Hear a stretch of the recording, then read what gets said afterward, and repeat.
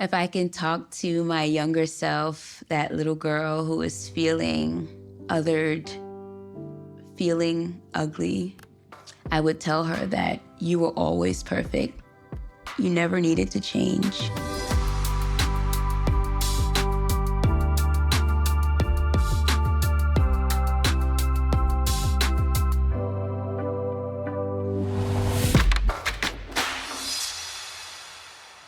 My name is Danessa Myricks. I'm founder of Danessa Myricks Beauty.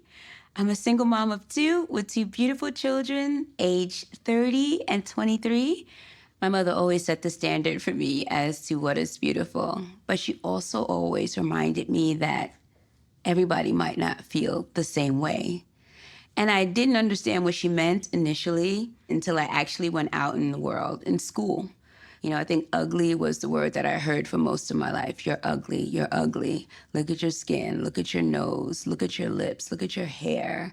Like, you're ugly. My whole life, you're ugly. Even in my work life, I remember even working in the beauty landscape, like people not really seeing me for who I was and telling me, we have important clients, so can you put your hair down?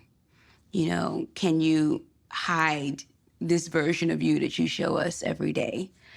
Can you be quiet?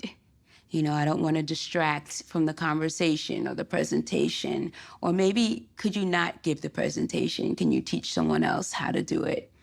Because you might be a distraction.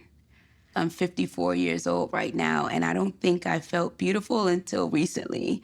And I know that sounds a little insane, but, being made to feel different and not different in a positive way for so long, it really takes a toll on, who you are and who you can believe you can be and how you want to show up in the world.